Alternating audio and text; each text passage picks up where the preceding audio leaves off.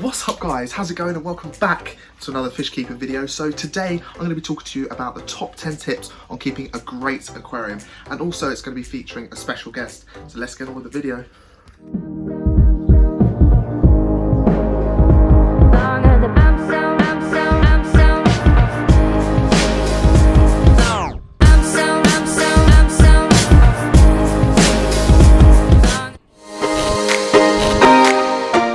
Like I said, in this video we are going to be telling you our top 10 tips on a great aquarium and how we think that it makes the great aquarium. So today I am joined with someone called Tobias Holenstein.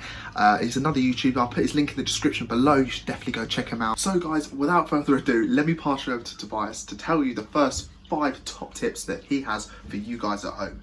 Let's do it. So guys, for my first tip to you guys is make sure you have a cycled tank before you add fish to it. Having a cycled aquarium, tank, or a pond means that you have enough beneficial bacteria built up in the filter to convert the ammonia from fish waste into nitrite.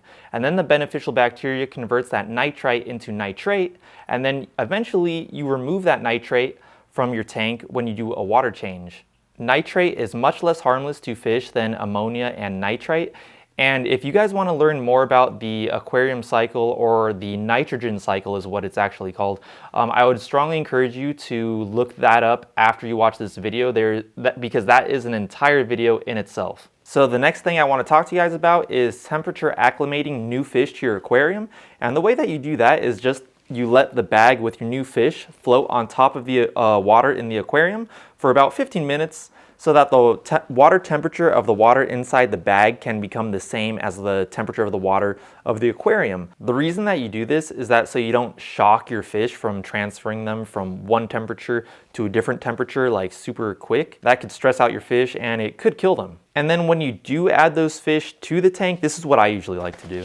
I usually like to get a net and put it over a bucket like this, and then I pour the entire contents of the bag through this net so that the water from the bag goes into the bucket and you just have the fish, and then you put those fish into your aquarium without the water from the aquarium store or the pet store, wherever you got the fish from. This will help prevent you transferring any diseases that might be living in the water from the fish store into your own aquarium at home. The next thing I want to talk to you guys about is adding plants to your aquarium. I think a pretty popular plant for beginners is Java fern, and I just want to let you guys know, if you are planning on adding Java fern to your aquarium, you don't want to plant the Java fern in substrate. What you want to do is either super glue it or tie it with thread to rocks, decorations, or driftwood. If you do plant Java fern in substrate, it will eventually die. And next I want to talk to you guys about conditioning water for your tank or your pond. Water conditioner neutralizes chlorine and chloramines and also detoxifies heavy metals from your tap water. If you do not do this, your fish could die. You can buy water conditioner in small bottles like this or big bottles like this. And this next tip is more a tip on fish tank maintenance, like maintaining the way that it looks,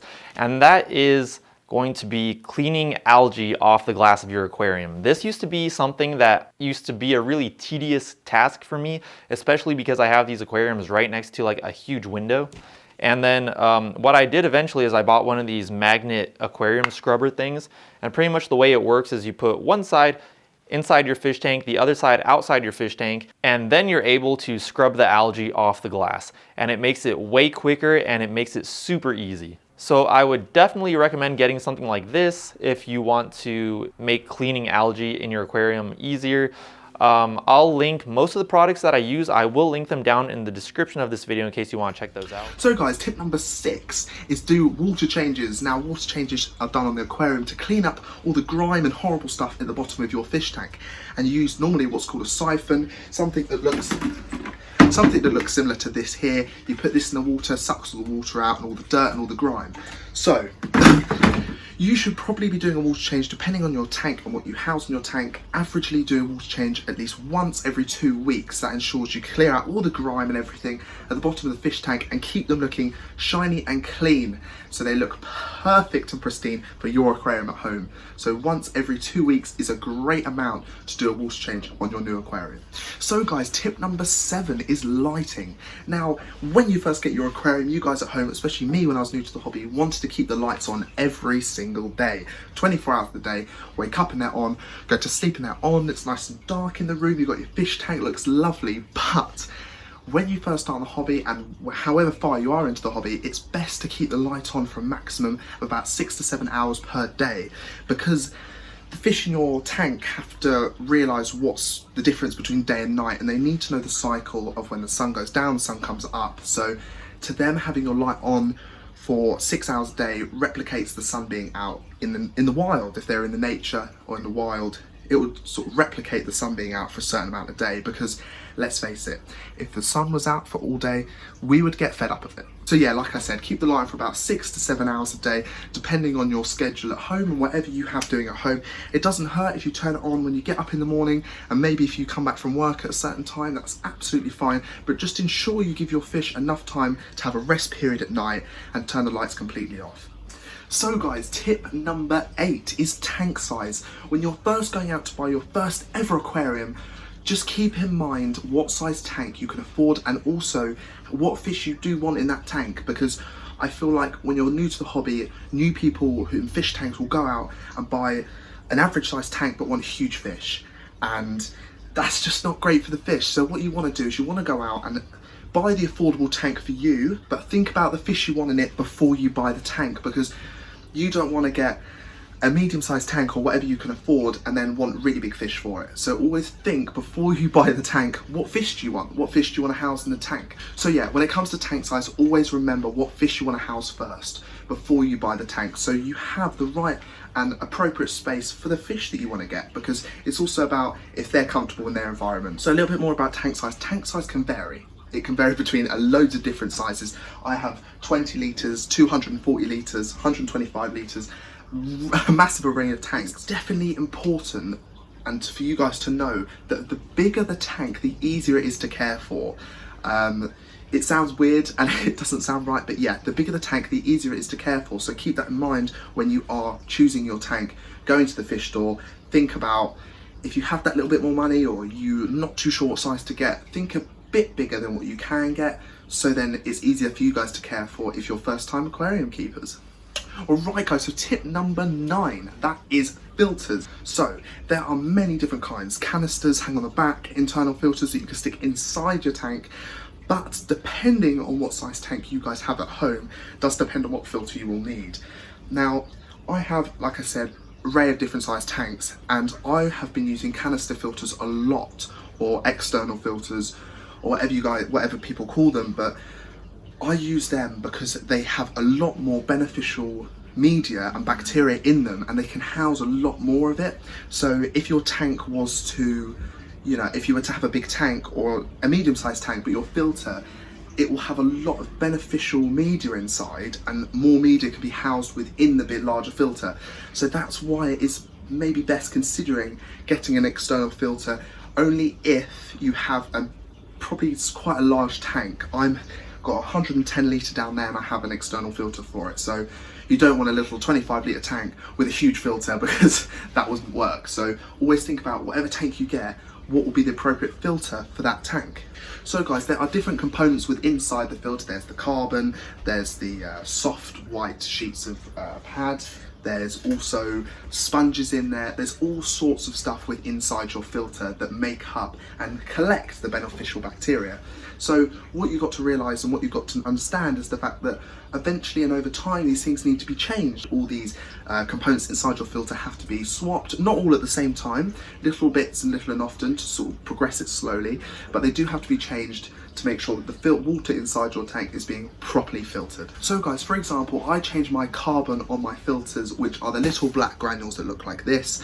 I change them every 4 weeks, because carbon, or activated carbon, is only activated for 4 weeks maximum. So make sure you're changing the carbon every 4 weeks to give it that polish onto your water, to make sure it's crystal clear and your fish are happy. So guys, number 10, top tip number 10 is feeding your fish, and what to feed your fish and how often to feed your fish. So let's start with the first one, what to feed your fish. Now there is loads of different brands of fish flakes, fish food out there for you to buy for your fish. But you should keep in mind what kind of fish food, maybe ask your local aquarium store when you buy the tank or get the fish, what your fish like more. Like I said earlier, my albino Oscars, they like a more rich in protein diet, mixed with other stuff as well, but their main source is protein. So I have for them these pellets here. I have these pellets for my Oscar fish, which are probably, they're medium sized, they're not very big pellets, but they are still only young Oscar fish. And then for my other fish around here, for my smaller fish, my goldfish and everything, I have the Tetra Mini Flakes. They're absolutely fine. They've got all the right proteins and healthy fish growth and clear water. All the bio stuff is in here. But you tend to find that most fish food today has got all the right stuff in it for all the fish that you will probably be keeping at home. It's got all the right proteins, minerals, nutrients inside. But if you ever want to mix your diet up, you can always use bloodworms. I know goldfish like them especially, and also clown loach and other tropical fish do love bloodworms, and it also gives them some protein as well in there, because the fish need some protein as well. So yeah, the things to feed them is the bloodworms, the flakes, pellets if they will have them, or if they're big enough to actually eat the pellets. But so yeah, if you want to feed them anything else like live fish or whatever it is, if it's a predatory fish or anything like that, definitely ask your local fish storekeeper before feeding them a certain fish. So how often would you feed your fish a day? I feed my fish at least once or twice a day. First thing when I get up, I feed them straight away, but normally I break it down. So I give them a small amount in the morning and a small amount in the afternoon or in the evening, so it gives them a full amount at the end of the day. Now, a lot of people do this differently. A lot of people feed them just once a day in a big clump of food at the beginning of the day, so they don't have to do it later, which is always great and fine as well. But it's entirely up to you. Whatever suits your day personally would be the best to feed your fish. So if you're free in the morning, feed them in the morning. If you're free in the afternoon or evening, just feed them in the evening. But always don't, do it whenever it's best for you, but just make sure you feed them a solid amount once a day is average. If you have the time, then morning and evening as well, but only little bits then. But yeah, that's absolutely fine. So once or twice a day is perfect for your fish at home. So guys, I hope you enjoyed the video. I have absolutely loved collaborating with Tobias. He's an absolutely great YouTuber. Definitely go check out his videos if you haven't already, and subscribe to him. He is awesome. He knows a lot about fish. So yes, thank you guys so much for watching. Give it a massive thumbs up if you enjoyed, and please subscribe and go check out our other videos that we have on our channel. So I will see you guys next time. Bye.